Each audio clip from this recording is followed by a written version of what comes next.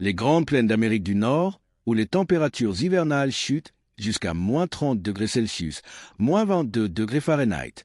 Avant l'arrivée des Européens, les peuples autochtones vivaient ici toute l'année dans des habitations portables. Les Lakota, Cheyennes, Arapaho et d'autres tribus des plaines ne se contentaient pas de survivre à ces conditions. Ils ont développé l'un des systèmes d'abri pour le froid les plus sophistiqués jamais créés. Voici comment ils ont survécu aux hivers les plus rigoureux de la planète. La structure conique, connue sous le nom de tipi, était possédée et construite par les femmes. Elles étaient les architectes de ces maisons.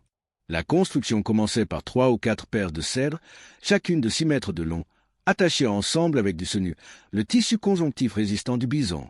Cela créait un trépied plus solide que n'importe quelle structure de tente moderne.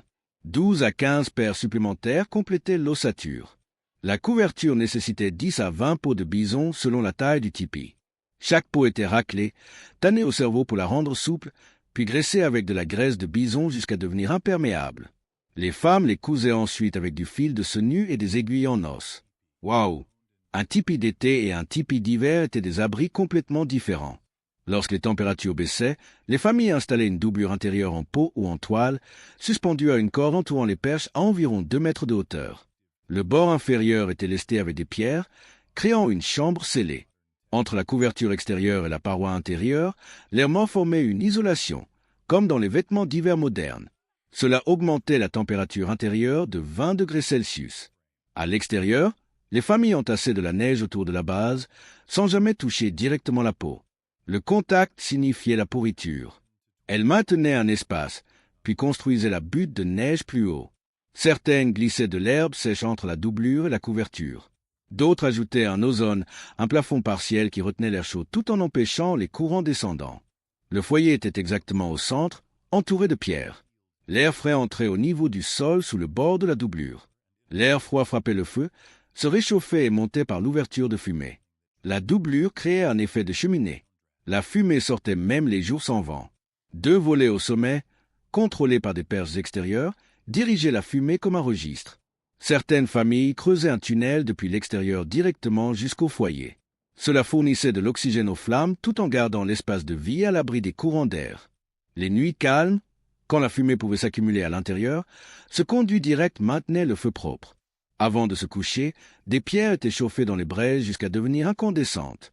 Elles étaient ensuite enveloppées dans des pots et enterrées sous les zones de couchage.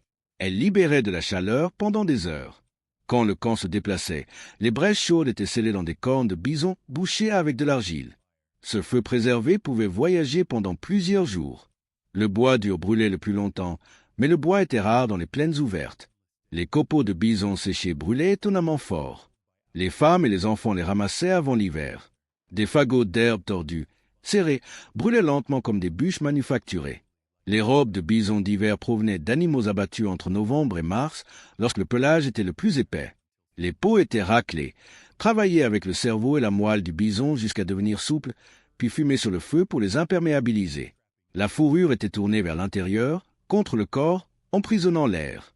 Le côté décoré à l'extérieur repoussait la neige. Le superposition créait plusieurs espaces d'air mort, une robe intérieure en peau de veau, puis une robe extérieure en bison.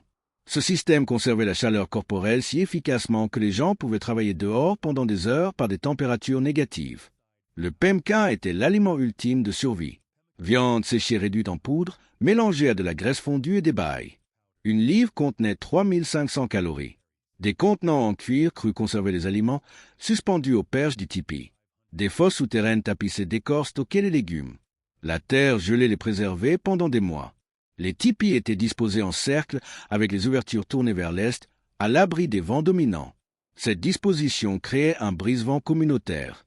À l'intérieur de chaque tipi, 8 à 10 personnes vivaient pendant l'hiver.